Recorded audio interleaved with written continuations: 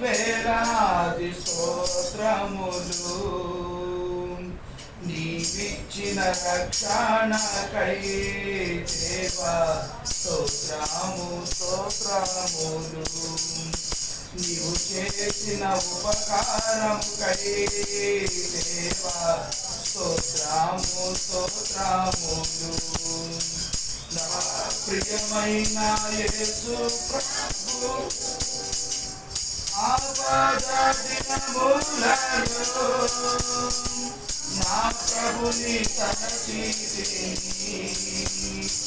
ఆపద దినములలో నా ప్రభుని తలచితిని దేవాని దయతోడనే నాదా ఆశీర్వాదము పొందితిని దేవాని దయతోడనే నాదా ఆశీర్వాదము పొందితిని నా ప్రియమైన యేసు ప్రభు వేలాది స్తోత్రములు నీవిచ్చిన రక్షణకై దేవా స్తోత్రము స్తోత్రములు నీవు చేసిన ఉపకారముకై దేవా స్తోత్రము స్తోత్రములు నా ప్రియమైన యేసు ప్రభు ఈ దినమునే పాడుగా నీ వలనే యేసు ప్రభు ఈ దినమునే పాడుగా నీ వలనే యేసు ప్రభు ఎల్లప్పుడు నే పాడేదన్ దేవా నాయందు వసించుము ఎల్లప్పుడు నే పాడేదన్ దేవా నాయందు వసించుము నా ప్రియమైన యేసు ప్రభు వేలాది స్తోత్రములు నీవిచ్చిన రక్షణకై దేవా స్తోత్రము స్తోత్రములు నీవు చేసిన ఉపకారముకై దేవా స్తోత్రము స్తోత్రములు నా ప్రియమైన యేసు ప్రభు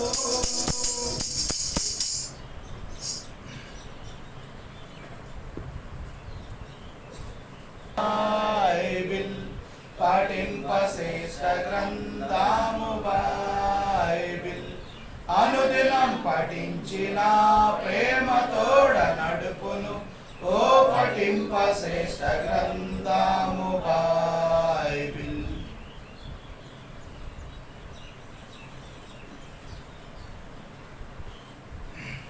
ప్రియమైన దేవుని సంగమా ప్రభువైన యేసుక్రీస్తు వారి నామమున మీ అందరికీ కూడా వందనాలు తెలియపరుస్తున్నాను.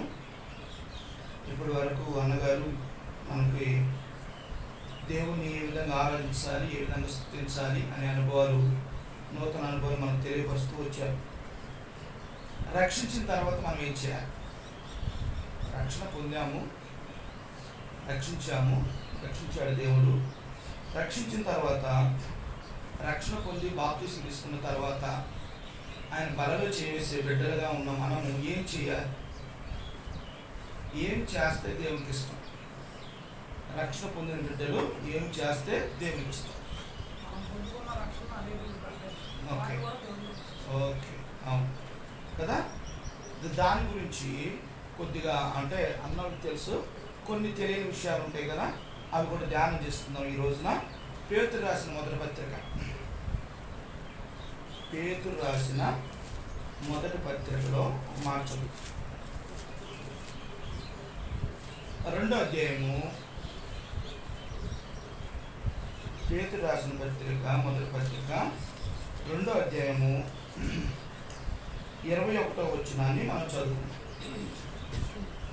పేతురు రాసిన మొదటి పత్రిక 2వ అధ్యాయము 21వ వచనం 215 పేజీ కొత్త నిబంధన గ్రంథంలో ఒక మాట చదువుకుందాం, చూడండి.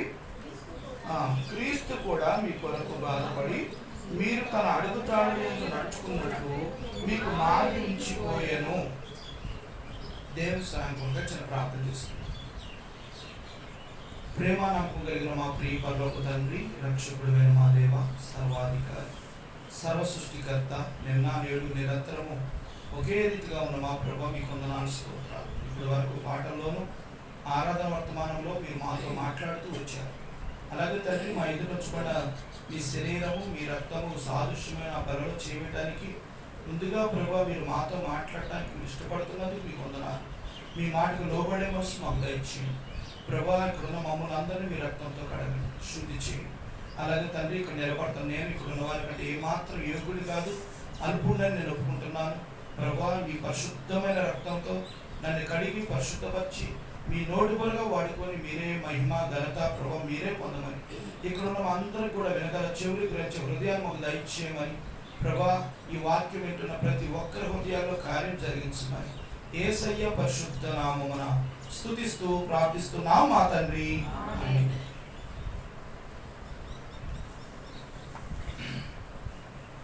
ఇక్కడ మనం చూసినట్లయితే రక్షణ పొంది బాప్తిసం తీసుకున్న తర్వాత మనందరం కూడా చేయవలసిన పని, ఇక్కడ ప్రభు ఒక మార్గాన్ని మనకు చూపిస్తూ వస్తున్నారు.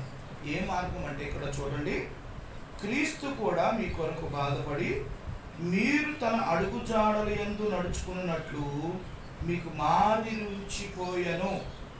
ఆ మాదిరి ఉంచిపోయాను అంటే యేసు క్రీస్తు వారి యొక్క అడుగు జాడల్లో మనం ఏం చేయాలి అంటే, మనకు అర్థం అవ్వాలి అంటే ఊరికనే మరి ఒక గొర్రెలు కానీ మేకలు కానీ ఏదైనా మనం తీసుకున్నాం అనుకోండి, అవి వెళుతున్నప్పుడు కొన్ని జ్ఞానం గల గొర్రెలు ముందు ఉంటాయి.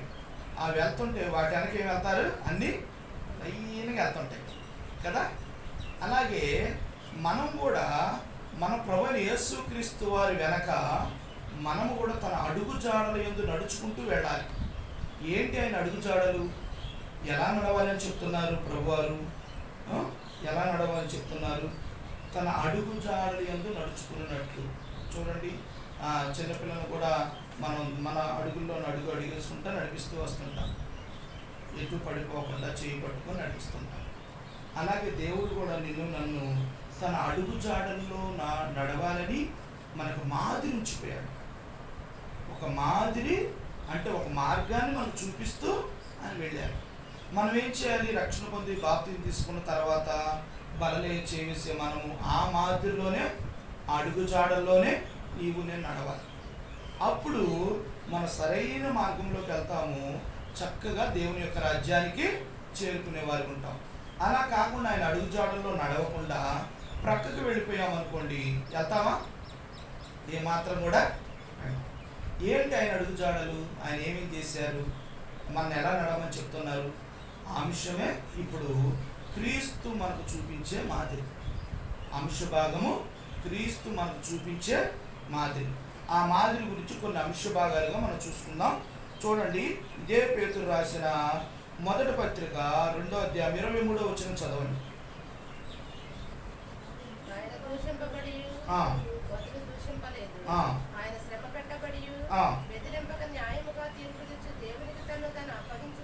అది చూసారు ఇక్కడ, ఆయన దూషింపబడి బదులు దూషింపబడలేదు, ఆయన శ్రమ పెట్టబడి బెదిరింపగా న్యాయంగా తీర్పు తీర్చు దేవునికి తన్ను తాను అప్పగించుకున్నాడు. అంటే శ్రమను ఏం చేశాడు ప్రభువారు?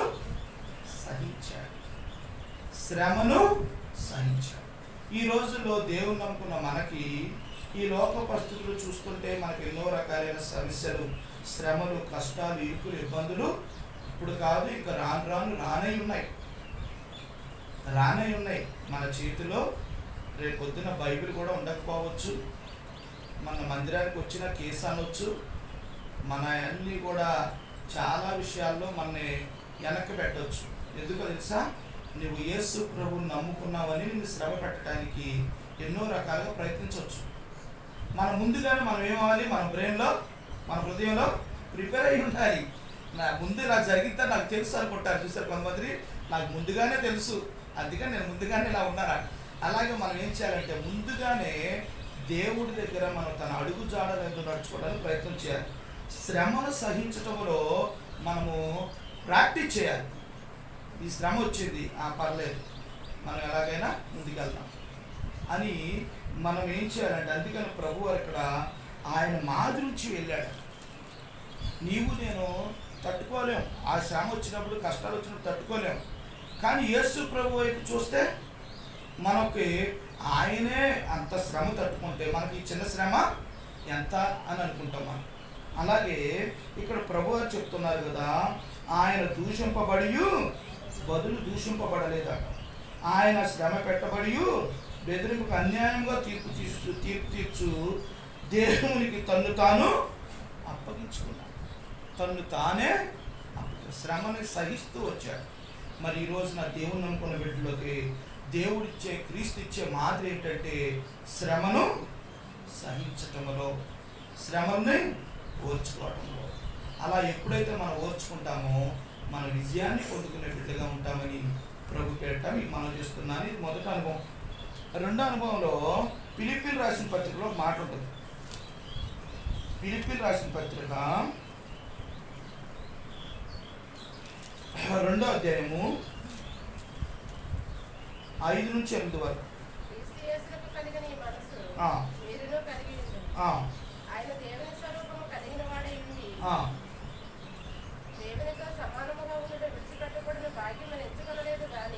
మనుషుల కోరికలుగా పుట్టి దాసుని స్వరూపమును ధరించుకొని తనను తానే రిక్తులుగా చేసుకునేను. మరియు ఆయన ఆకారమును మనుషులుగా కనబడి మరణము పొందినంతగా, అనగా శిలువ మరణము పొందినంతగా విధేయత చూపిన వాడై తను తాను తగ్గించుకోలేను. చూసారండి ఏం చేశాడు ప్రభువారు? తను తాను తగ్గించుకున్నాడు. తను తాను తగ్గించుకున్న వాళ్ళు ఏమవుతారట? హెచ్చించబడతారు. నాకుంది కదని కాలు ఎగరేసావు, కాలు ఏం చేస్తాడు? దేవుడు దించేస్తాడు. చాలా జాగ్రత్త. నాకుందని ఎప్పుడు కూడా అన్నమాట. అన్నావో దేవుడి చేత కాళ్ళని దించేస్తాడు. ఎప్పుడు కూడా మన కాళ్ళు ఎగరేయకూడదు. నాకు నీకు ఎంతున్నా, నాకెంతున్నా, మనకందరికి ఎంతున్నా, మనము ఉన్న దాంట్లోనే ఉన్నట్టుగానే ప్రభు ఏ విధంగా అయితే తగ్గించుకొని ఉన్నాడో అదే విధంగా నీవు నేను ఏం చేయాలి? తగ్గించుకొని ఉండాలి. ప్రతి విషయంలో తగ్గించుకొని ఉండాలి. అందుకని ఇక్కడ ప్రభు వారు చక్కని మాటలు మనకి కొన్ని మాటల ద్వారా ప్రభు మనతో మాట్లాడి 8వ వచనంలో ఏమని అన్నారంటే చూడండి, 2:5-8 వరకు. క్రీస్తు యేసు కలిగిన ఈ మనసును వీరును కలిగి ఉండు. ఆయన దేవుని స్వరూపమును కలిగిన వాడై ఉండి దేవునితో సమానముగా ఉండుట విడిచిపెట్టకూడని భాగ్యమని ఎంచుకొనలేదు, కానీ మనుషుని పోలికగా పుట్టి దాసుని స్వరూపమును ధరించుకొని తన్ను తానే రిక్తుడుగా చేసుకుని, మరియు ఆయన ఆకారమందు మనుషుడుగా కనపడి మరణం పొందినంతగా, ఆయన శిలువ మరణం పొందినంతగా విధేయత చూపిన వాడే తన్ను తానే తగ్గించుకున్నవాడు. మరి నువ్వు ఎంత అండి? ఆయన దేవుడు, ఈ భూమి ఆయనది, ఆకాశం ఆయన, సమస్తం ఆయనవే. ఆయనే మనిషి పోలికగా పుట్టి ఏమీ లేనివాడిగా తగ్గించుకొని ఉన్నాడు కదా. మరి ఒక ఊరికి అనుకుందాం, చిన్న రాజశేఖర రెడ్డి కుమారుడు జగన్ గారిని తీసుకుందాం. జగన్ గారి వైపుని ఎప్పుడైనా చూసారా మీరు? ఉన్న విధానంగా మనం చూసినట్లయితే ఎన్నో రకాలుగా చాలా క్లాస్గా తయారవచ్చు. కానీ మీరు గమనించండి, ఎప్పుడు కూడా ఒక సాధారణంగా దేవుని నమ్ముకున్న బిడ్డ ఎలా ఉంటుంది అలాగే ఉంటుంది. ఏమి అసలు ఆమె కొన్ని ఎకరాల్లోనే ఇల్లు ఉంది.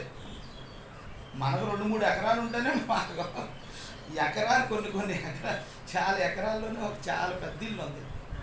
అయినా సరే ఎంత ఆస్తులు ఉన్నా చాలా తగ్గించుకుంటారు. ఎందుకంటే ప్రభు చూపించిన మాదిరి. నీవు నేను ఇక్కడున్న మనందరం కూడా మనకి వెనక ఎంత ఉన్నా సరే ప్రభు ప్రేమను బట్టి మనం ఎలా ఉండాలటండి?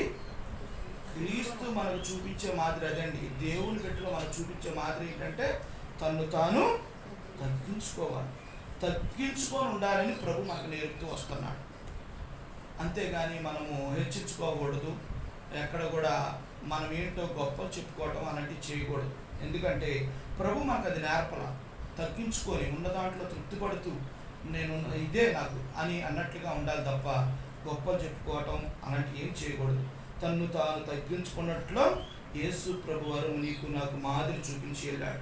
2 అనుభవాలు మనం చూస్తాం. ఒకటి ఎలాగా మాదిరి ఉంచాడు, శ్రమ పొందటంలో సహించడంలో మాదిరి ఉంచాడు. రెండోది ఏం చేశాడు, తన్ను తాను తగ్గించుకోవడంలో మాదిరి ఉంచాడు.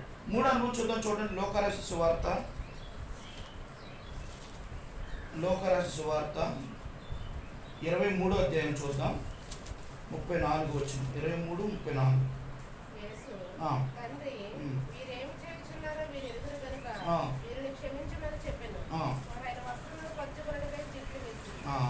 ఇక్కడ మనం చూసినట్లే యేసు తండ్రి వీరేం చేస్తున్నారో వీరెరుగురు కనుక వీరిని క్షమించుమని చెప్పాను. అంటే క్షమించుటలో నీ శత్రువు కావచ్చు, నిన్ను ఎంతో హింసించేవారు కావచ్చు, నేను బాధపరిచేవారు కావచ్చు, ఎవరైనా కావచ్చు, కానీ నువ్వేం చేయాలి, క్షమించగలగాలి.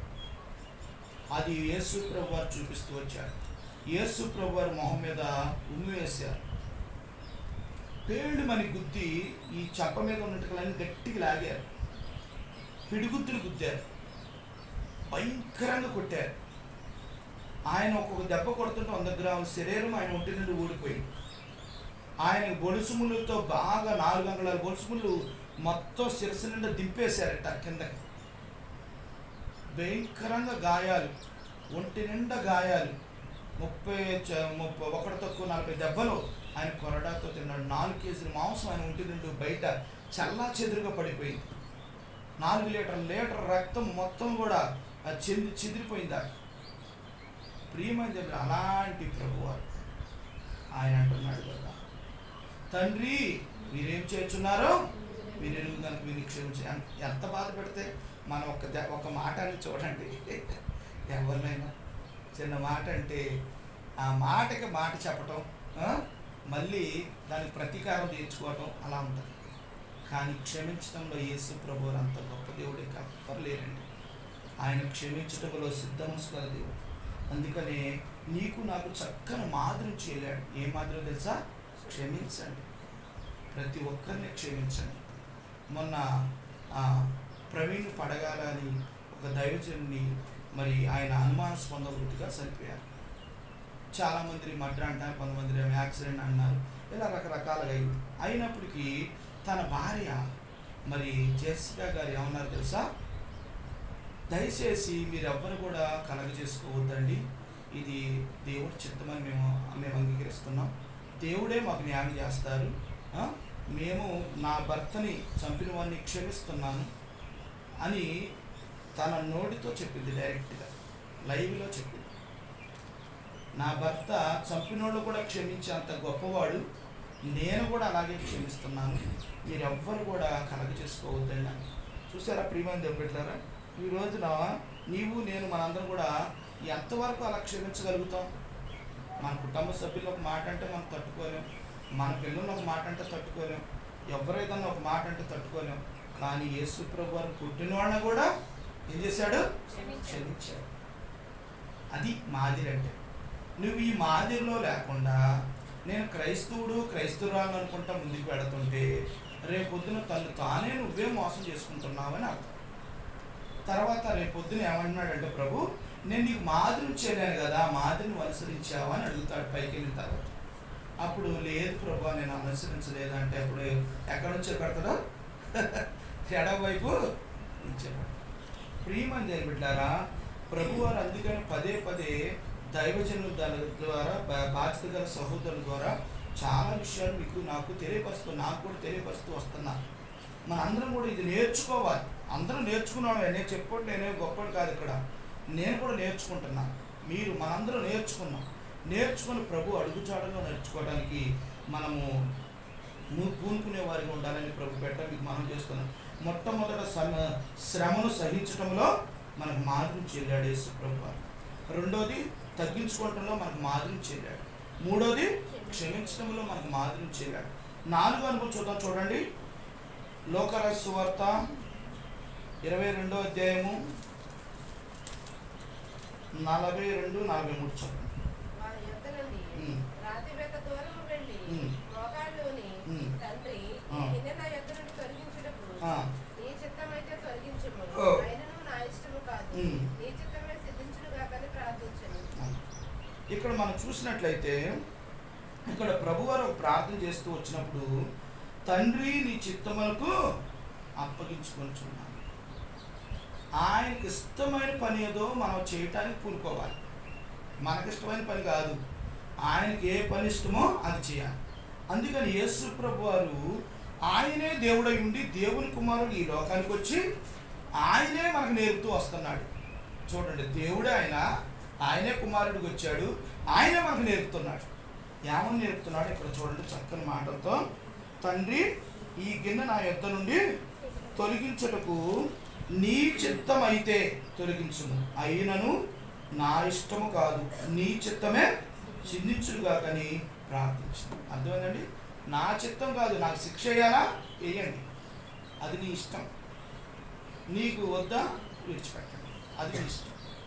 ప్రతిదీ కూడా దేవుని చిత్తానికి అప్పచెప్పుకోవాలి. అందుకనే తండ్రి చిత్తముకు అప్పగించుకున్నట్టులో దేవుడు మనకు మాదిరించిపోయాడు. అందుకని మనం కూడా ప్రతి విషయం కూడా దేవునికి అప్పచెప్పాలి. ఏదైనా సరే దేవునికి అప్పచెప్పాలి. ప్రభా నీ చిత్తమైతే, నీ చిత్తాన్ని నేను అప్పగించుకున్నాను, అది నీ చిత్తమైతేనే జరిగించండి, నీ చిత్తం కాకపోతే వద్దు ప్రభా అని అలాంటి ప్రార్థన మనం నేర్చుకొని దేవుని దగ్గర తన అడుగుజాడల్లో మనం నడిచేవారిగా ఉండాలి. ప్రియమంజనులో ఇది 4 అనుభవం. 5 అనుభవం చూద్దాం. చూడండి, హెబ్రీయులకు రాసిన పత్రిక 5:8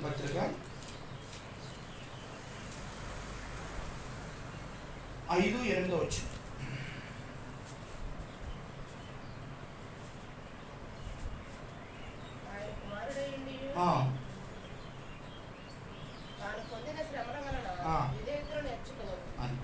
ఆయన కుమారుడయుండి తాను పొందిన శ్రమల వలన విధేయతను నేర్చుకుని.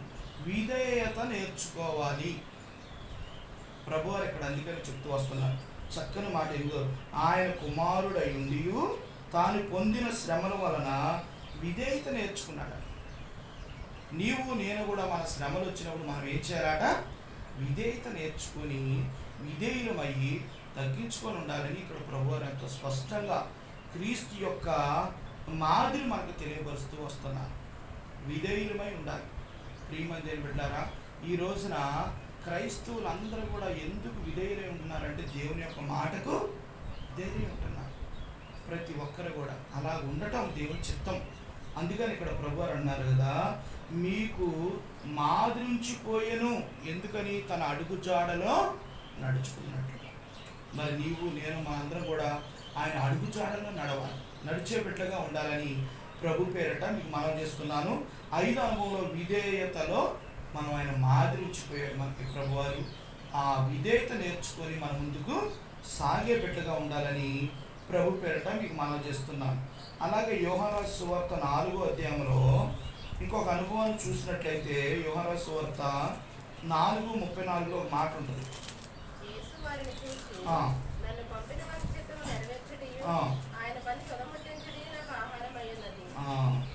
ఇక్కడ మనం చూసినట్లయితే మరొకసారి మాట చదవక,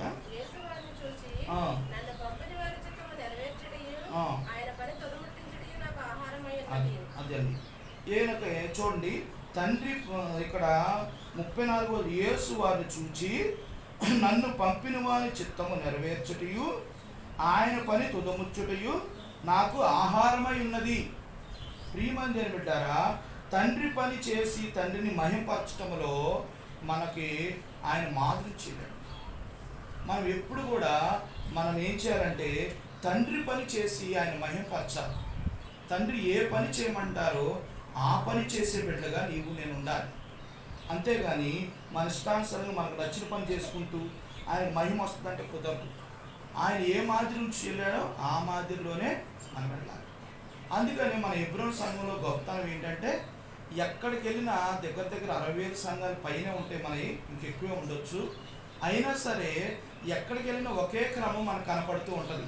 ఆరాధన, బల వర్తమానం. ప్రియమంది బిడ్డారా, ఖచ్చితంగా ఈ వర్తమానాలు ఉంటాయి. తర్వాత ఆరాధన, వ్యక్తిగత ఆరాధన పరిశుద్ధముగా ఆదివారం బలలో చేవేయటం. చూసారా, మన క్రమం కూడా మన పెద్దలు ఏ క్రమంలోనైతే నేర్పుతూ వెళ్ళారో అదే మాదిరిలో మనందరం కూడా ఏం చేస్తున్నాం, వెళ్తున్నాం. అందుకని మనం ఎక్కడికైనా ఏ ఊరిలో వెళ్ళామనుకోండి, ప్రతి సంఘానికి మనం వెళ్ళలేము. వెళ్ళితే అక్కడ ఏముండదో, బలం ఉండదు. వాళ్ళు నెలకు 15 రోజులు వాళ్ళ క్రమం, వాళ్ళ ఇష్టం, వాళ్ళ దేవుడు వాళ్ళకి ఇచ్చిన తలాంతు ప్రకారం, ఆలోచన ప్రకారం వాళ్ళు వెళ్తారు. అలాగే మనం అక్కడికి వెళ్ళి బలం ఉండదుగా, మనం వెళ్ళే వారిగా ఉండం. ప్రియమంది ఏం పెట్టారా, మనకి ప్రభువారు ఇక్కడ ఏం చెప్తున్నారంటే, తండ్రి పని చేసి తండ్రిని మహింపరచడంలో మనకు మాదిరి చెందాడు యేసు ప్రభువారు. ఆయనకు మహిమ రావాలి అంటే తండ్రి పని నువ్వు నేను మనందరం కూడా ఆయన చెప్పిన పని ఏంటో ఆ పని చేసి ఆయన మహింపరిచేవారిగా ఉండాలని ప్రభు పేరిట మీకు మనం చేస్తున్నాను. ఇప్పుడు వరకు 6 అనుభవాలు చూస్తూ వచ్చాం. 6 అనుభవాల్లో మొట్టమొదటి ఏ అనుభవం అండి, శ్రమను సహించడంలో మనకి మాదిరి చెల్లాడు యేసు ప్రభువారు. రెండో అనుభవం ఏంటంటే తగ్గించుకోవడంలో యేసు ప్రభువారు మనకు మాదిరి చెల్లాడు. మూడోది ఏంటంటే క్షమించటంలో యేసు ప్రభువారు మనకు మాదిరి చెల్లాడు. 4వ అనుభవం ఏంటంటే తండ్రి చిత్తానికి అప్పగించడంలో దేవుడు యేసు ప్రభువారు మనకు మాదిరి చెల్లాడు. 5వది ఏంటంటే విధేయత చూపించడంలో యేసు ప్రభువారు మనకు మాదిరి చెల్లాడు. 6వ అనుభవం ఏంటంటే తండ్రి పని చేసి తండ్రిని మహింపరచడంలో మనకి విధేయత చూపించాడు. కనుక మరి నీవు నేను మనందరం కూడా క్రీస్తు కలిగిన ఈ మనసును మీరును కూడా కలిగి. అలాగే 7వ అనుభవం చూద్దాం. చూడండి, ఎబ్రియలు రాసిన పత్రిక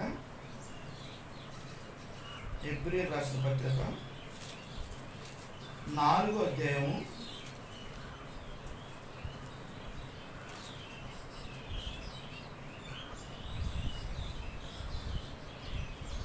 15వ వచనం చూడండి.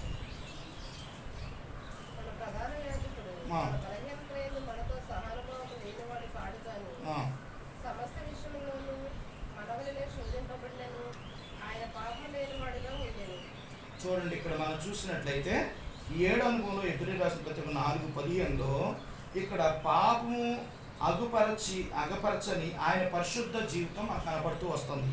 ఎలాగో చూడండి, మన ప్రధాన యాజకుడు మన బలహీనతల యందు మనతో సహానుభవం లేనివాడు కాడు, కానీ సమస్త విషయంలో మనవలే శోధింపబడిను. ఆయన పాపము లేనివాడుగా ఉండెను.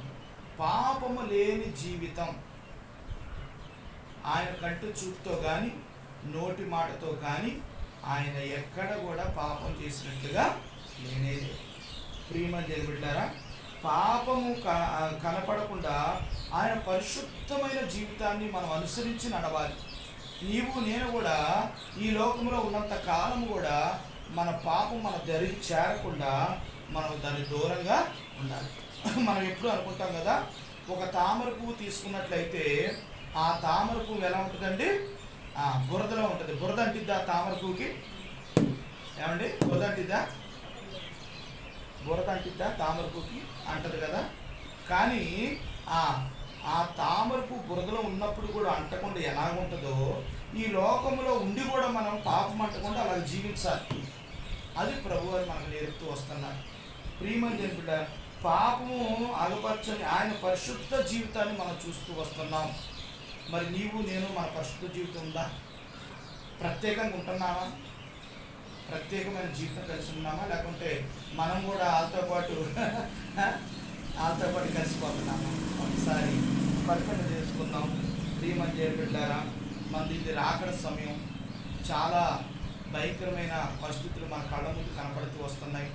కనుక మరి నీవు నేను మనం అందరం కూడా క్రీస్తు కలిగిన మాదిరి మనం కూడా ఆయన కలిగిన మనసు మనం కలిగి లేకుండా ఆయన చూపించిన మాదిరి మనం దాంట్లోకి నడవకుండా ఉంటే మనం కూడా రేపు పొద్దున మరి దేవుని యొక్క రాజ్యానికి వారసులు అవ్వండి. అందుకని ఆయన మాదిరిలో మనం ఎప్పుడు కూడా అడుగుజాడను మానకుండా ఆయన అడుగుజాడల్లోనే కనిపెట్టుకొని నడిచేవారిగా ఉండాలి. ఇటుక మీద ఇటుక కట్టాలి, దాని మీద కట్టాలి. కానీ నువ్వు కొద్దిగా పక్క జరుగుతుంటే ఏమైందండి, ఆ గోడ నిలిచిద్దా? చిన్న కడితేనే ఆ గోడ నిలిచిద్ది. రాయి ఇక్కడ రాయి పెట్టాం, ఇంకొక రాయి ఇక్కడ పెట్టి ఇక్కడ పెడితే అది ఆగిద్దా? పడిపోద్ది. అలాగే క్రైస్తవ జీవితం కూడా అంతే. దేవుడు చూపించిన మాదిరిలో దేవుడు చూపించిన మార్గంలో కాకుండా నీ ఇష్ట మార్గంలో నువ్వు నడుస్తుంటే నువ్వు ఒక రోజున ఏమవుతావు? పడిపోతావు. చాలా జాగ్రత్తగా ఉండాలి. సాతాను కూడా పడేయటానికి క్రైస్తవుల్ని టార్గెట్ చేస్తూ మరి క్రైస్తవుల్ని ఎప్పుడు మృంగుదామని గర్జించి సింహం వలె మన చుట్టూ తిరుగుతూ ఉంది. ఎక్కడ దొరుకుతామా, ఎక్కడ పట్టుకుందామా అని ఎప్పుడు మన చుట్టూ తిరుగుతుంటుంది. అందుకనే మనము జ్ఞానం కలిగి ఉండాలి. పాము అనుకోండి, కాసుపాము కనపడదు, అది చూసి కర్ర తీసుకొచ్చారు, రాళ్ళ సందు కనపడుతుంది, అది మనకి ఎక్కడితో తెలియదు. అలాగే జ్ఞానం కలిగి ఉండాలి. ప్రియమని నేను బిడ్డారా, ఇది 7వ అనుభవం. పాపము కనపడకుండా పరిశుద్ధమైన జీవితాన్ని కనపరిచిన యేసు ప్రభు వారు నీవు నేను మన జీవితం కూడా అలా ఉండాలని ప్రభు పేట మీకు మనం చేస్తున్నాం. లాస్ట్ ఒక మాట చూసుకొని మనం ప్రార్థన చేసుకుందాం. చూడండి, ఎబ్రీ రాసిన పత్రిక 3 అనుభవాలు ఉంటాయి. ఎబ్రీ రాసిన పత్రికలో 5వ అధ్యాయము 7వ వచనం.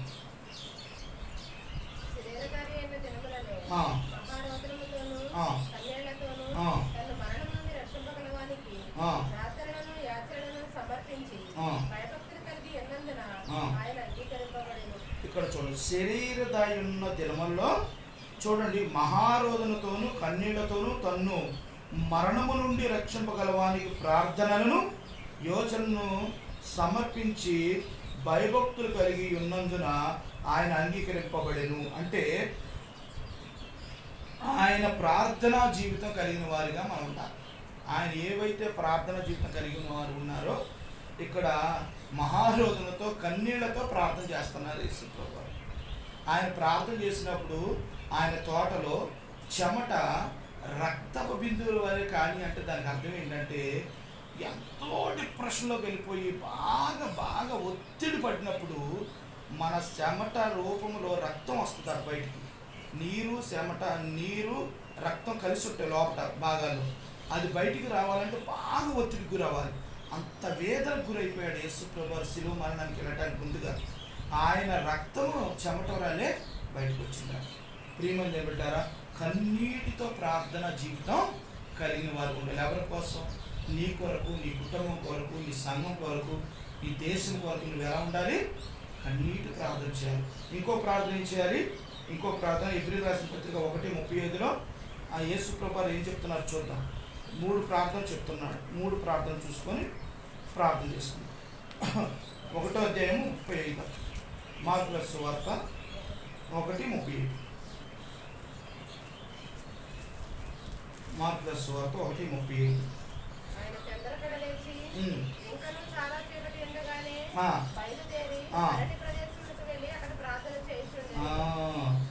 ఆయన పెందల కాడనే లేచాడు.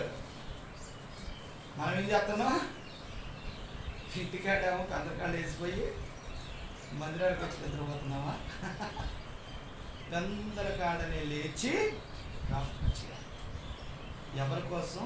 నీ పిల్లల కొరకు, నీ కుటుంబం కొరకు, నీ సంఘం కొరకు, నీ రక్త సంబంధుల కొరకు, దేశ నాయకుల అధికారుల కొరకు, యెరూషలేము కొరకు, ఈ లోకంలో ఉన్న ఎవరైతే రక్షణ దేవుని ఏర్పాట్లో ఉన్న బిడ్డలు ఉన్నారో వారి కొరకు, శ్రమలు పొందుకున్న బిడ్డల వారి కొరకు మనం ఏం చేయాలంటే పెందల కాడనే లేచి దేవునికి ఏం చేయాలి? మొరపెట్టేవారిగా ఉండాలి. తర్వాత 3వ అనుభవం ఏంటంటే చూడండి, లోకరాజు సువార్త 6:12. ఆయన ఎలా ప్రార్థన చేశాడో చూద్దాం. 6:12.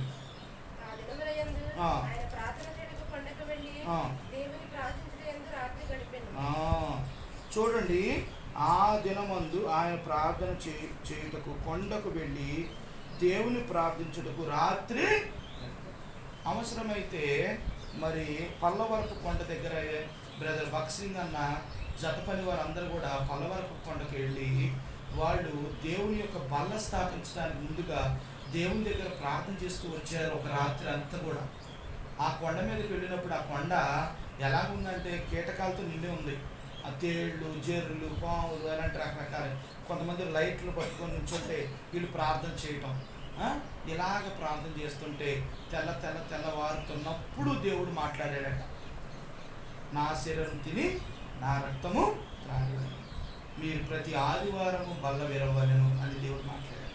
అందుకని బక్సింగ్ అన్న ప్రతి ఆదివారం బల్ల విరుచుట అనే అనుభవంలో ప్రతి ఆదివారం మనము బలమిచ్చేవారు. అందుకని ప్రియమైన దేవుని బిడ్డారా, మనము ఏం చేయాలి? రాత్రి గడిపే వారిగా ఉండాలి ప్రార్థనలో. 3 అనుభవాలు ఇక్కడ మనకు కనబడతాయి. 1 కన్నీళ్లతో ప్రార్థన చేయాలి, 2 పెందలకాడనే లెగాలి, 3 రాత్రి కొండకెక్కి ప్రార్థన చేయాలి. ప్రత్యేకమైన స్థలంలో నీవేం చేయాలి?